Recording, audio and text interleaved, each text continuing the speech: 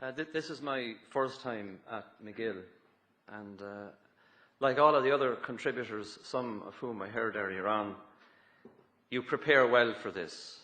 And because the topic tonight is serious, probably the 51st shade of grey, it's a very grey topic to talk about, the reform of the public sector, where we're going as a country, and so on, I prepared well. I put it all down on paper.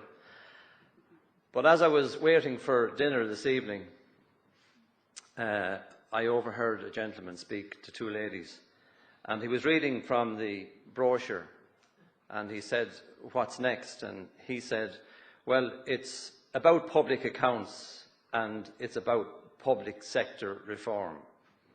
And he said, "It'll be a bit of a yawn. I think we won't bother." So I said, that's... I felt my balloon a bit punctured at that stage. So then I sat at dinner. I won't mention the man's name, so he needn't worry.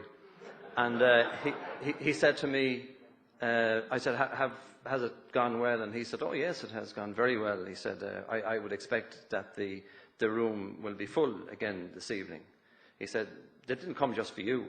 He said, "They would have been there anyway." I said, that's okay, that's fine. But in spite of all of that, I want to thank the organisers of McGill School for giving me the opportunity to deliver what a Dáil colleague recently called my single transferable speech on public sector reform. That was Willie O'D. And you can always depend on your own for constructive criticism.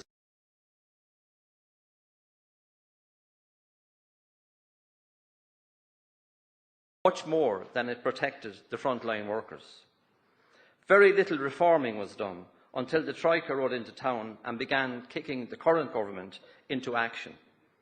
But determining how much progress has actually been made is difficult. There have been reductions in staff, but was this done crudely?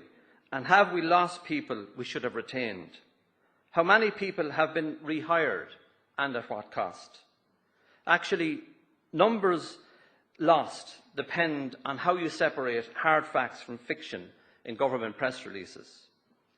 Now, again, a government is depending on conflicted trade unions and public servants to implement programmes that should be driving and controlling itself, using a team of independent external professionals.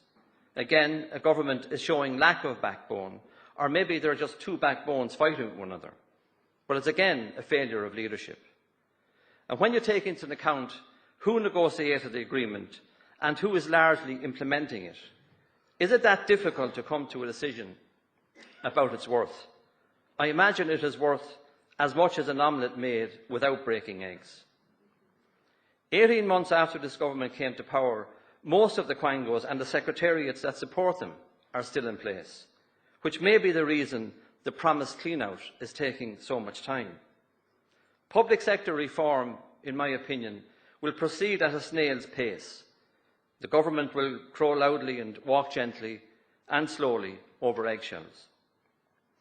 Like previous governments, it lacks at least 4 essentials necessary to deal with the problem: a clear vision about what needs to be achieved, an understanding of how it can be achieved, an appreciation of just how serious the problem is and how urgently it needs to be addressed, and crucially, the courage and maybe the ability to take on the task in a meaningful manner. And it does not understand that it is a culture rather than people that it's dealing with. I believe the outcome will be a failure of leadership. So why do we radically need to reform our public service? Because, as I have said in the past and other ministers have said, from this government and the last, it is not fit for purpose and is becoming a weight too heavy to bear on the shoulders of this economy. Tennyson put it well: "The old order changes, yielding place to new, and God fulfills himself in many ways, lest one good custom should corrupt the world." He was talking about change being the only certainty and telling us that those institutions, political parties, cultures and countries that do not embrace it, no matter how good or great they originally were, stagnate and finally die or are destroyed. Look at Fianna Fáil, whose reliance on its culture of blind loyalty and obedience drove it over the cliff, taking most of the blindly loyal and obedient with it. Now it's beginning to waste time worrying about the past and trying to put Humpty Dumpty back together again. We should leave him there and concentrate on the future by building a party that does its politics the way it should be done, with passion, determination and new viable solutions and ideas. There is really no use blaming people in the public service for the decrepit state it is now in. The slide into that condition began some time ago. Those people were overpowered by the culture, and they committed to the instincts of the collective, with its suspicion of individuality and exceptionality, and its desire to resist change and defend the status quo. That is how spent cultures survive, and they self-perpetuate until they self-destruct, unless a strong exterior force intervenes, which is what successive governments have not done. And I believe this government isn't doing it either. Our public service, like a number of others in Europe, as it is now becoming obvious, is unable to deal with the needs or pace of a modern economy. The many, many good people in it, at all levels, are hostages to a culture that is past its sell-by date and that is becoming dangerous, heavy ballast on a ship trying to right itself. For the sake of the public service and the sake of the country, something has to be done about this situation, and done quickly. I want to be very clear about where I stand in relation to the people in the public service, as distinct from the culture of the public service. The service is full of good people at all levels. Frontline workers deserve great credit for the work they do keeping antediluvian systems operating. I have met many senior public servants that any country would be proud to have. They do not worry about change and will embrace and welcome the challenge and the opportunities that it brings. If they can escape from the culture, they will be willing participants in the reform process. Recently, a senior public servant told me that the core values of the service were honesty, integrity, impartiality, respect for the law, respect for persons, diligence, responsiveness and accountability. All very Corinthian, necessary and laudable, even if I have some difficulty with responsiveness and accountability. But generally I agree, and it is how that culture sees itself. But if professionalism, transparency, personal responsibility, value for money, speed, vision, state-of-the-art management systems, controls and human resource practices, and a commitment to excellence are not added to the list, Ireland will be left behind. Because a public service that is Corinthian, in both meanings of that word in fact, is ill-equipped to meet the challenges facing this country nationally and internationally, which the following example illustrates. 4 years ago, I was a junior minister. I did everything I could to persuade officials in the Department of Enterprise, Trade and Employment to finish the work I was told they were doing for some years, updating our Companies Act. Business leaders will tell you that a clear, understood act is a major plus for any country they are thinking of investing in. Every obstacle was placed in my way. Preventing a politician from involving himself in public service matters was more important than serving the needs of the country. After at least 10 years, we are still waiting for the publication of that bill, and I am waiting for action from Richard Bruton. We cannot afford a culture that supports and promotes that reactionary, indifferent attitude, and we desperately need ministers who will confront it at every turn. Competition among nations for jobs, tax, exports, natural resources and inward investment is intense and growing, and with it the need for public servants that believe, think, act differently than was and is the case. We live in a world where every organisation in our country has to be involved in commerce and obey its rules. I see our public sector as a major pillar of our economy. I don't want it to be in the back seat. I want it to be confidently up front, supporting, advising, urging on our businessmen and entrepreneurs, giving ministers real best advice, arguing for it if necessary, and ensuring that public service organisations paid for out of the public purse are managed and run in accordance with the standard of private sector best practice. In the future, much more will be required of senior and middle managers in the public service. Attitude, qualities and qualifications will be required, which for historic and cultural reasons and restrictive employment practices are rare in many European countries, including Ireland, who rely heavily on generalists and place too much value on consensus, which in my opinion has contributed greatly to the state that Europe is actually in today. The exception, of course, is Germany. Some speakers dealt with this earlier on. Particularly, and one or two others in my experience, who have hardened their socialist heart with sensible doses of capitalism. You can see that in Germany's stand on Europe today. It is listening to Nietzsche, who, echoing Tennyson, said, "Pity preserves that which is ripe for destruction." German money will not be spent on propping up poor management and sloppy thinking. Irish taxpayers' money shouldn't either. And the Irish public service should be proudly and confidently in the forefront of value for money management. Leaders in the public service should face down this cultural fear of change and take hold of Excalibur to sever the chains that bind us to the past. They should accept that it must make itself fit to face the challenges of a modern economy and employ or hire professionals that would help with that work. That task cannot be undertaken without the active involvement, encouragement and support of Leinster House and Liberty Hall, neither of whom, in my opinion, have shown much appetite for anything carrying the description of radical, apart from rhetoric, since they left the Ark. More or less, all of what I have said about the public service could be said about these weather-beaten, crumbling pillars of our society. Both of them have about the same eagerness to embrace change as Willie O'D has to avoid a microphone. So that makes it 0-0 for Willie and I. Take trade unions. Okay. Trade unions need to take a long look at how their lack of engagement with modern labour relation practices has helped to maintain a culture that has done so much damage for so long to our public service and the working lives of our public servants. Unions in the world have travelled far from the days of Todd Puddle Martyrs or James Connolly. Workers are in a much better place, and attending their higher needs is now at least as important as their pay and conditions. That will require unions to counter the growth of cultures that trap people in dependency. Union cooperation will be needed if government is to achieve the radical reforms that are required in the public service. It is important that they see themselves as players on Team Ireland, who can be relied upon to counter the labour market competition that we are facing, not just from countries with no labour laws, but from advanced countries like Germany.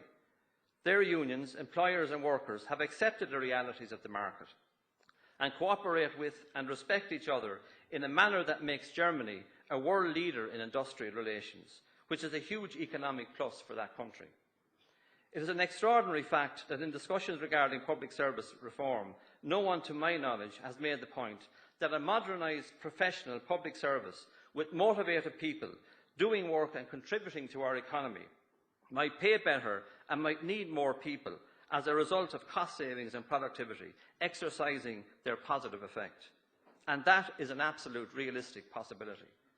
Finally, we come to Leinster House, the home of great visions, great leadership, social conscience, reform, rectitude and rigour.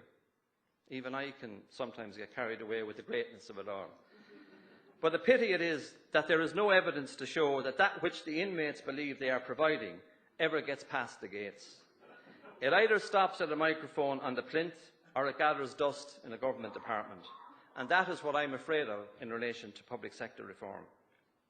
You will not get real reform in the public service until the people of Ireland put backbone into Leinster House. That is not an obligation they have taken too seriously in the past, but I believe that that's changing, as in the last general election. All change and reform begins at the ballot box. The politicians in Leinster House were given responsibility for driving and leading change. It is the fault of politicians we haven't steady, gentle change down through the years. And too often we have failed to deliver the leadership and good governance that this country now requires. I believe that politics has lost its way in the Dáil.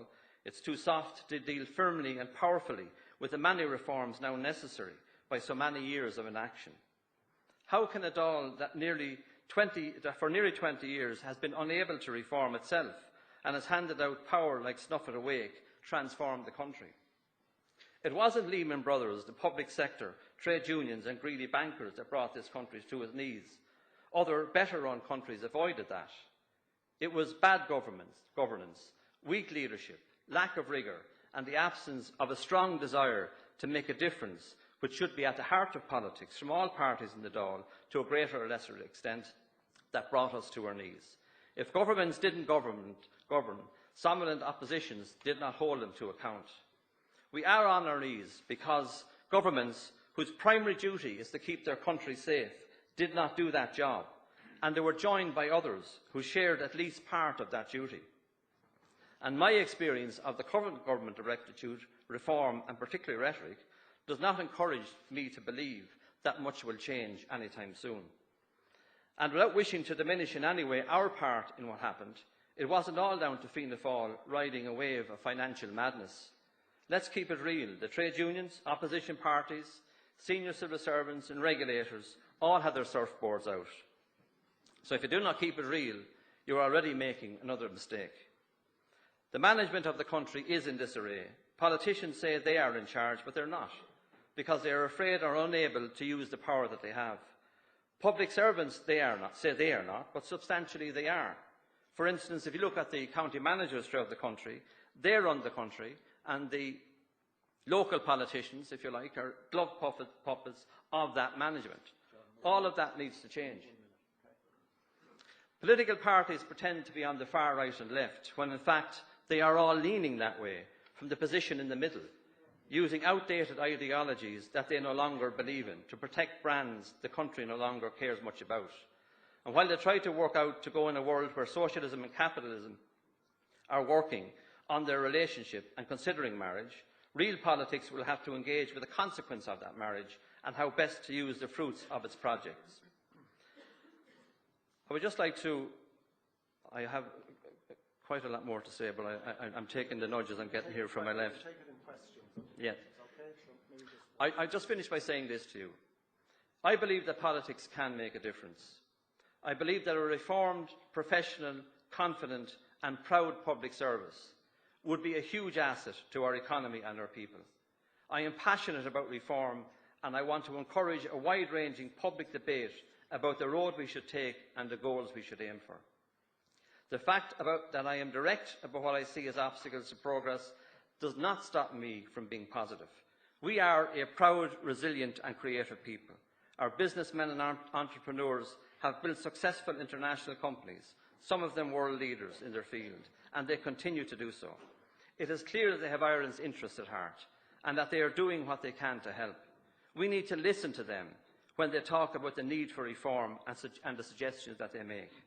Remember this: no person, family, business or country would keep feeding their liabilities and starving their assets without going broke in a very short period of time. Also, we need to realise that they are becoming impatient and have other options. They know what it takes to build successful organisations, and they know lack of professionalism and effort when they see it. They will not pay for it. Our political leaders need to be impatient about rebuilding this country. Our people are in a hard place. They have not been kept safe. But this is a time when strong, visionary leadership can work wonders. It is a time when politics can reclaim the ground that it has lost by leading the climb up the mountain of challenges and opportunities that lies ahead. Politicians and trade unions and public servants should accept the responsibility and grasp the opportunity they now have to make a real difference. There can be no holding back, no fudges, no turning away from tough decisions and hard miles, and no time for wasting. We are playing against the world, and we have a match to win. And Ireland is calling all of us onto that field of play. Thank you.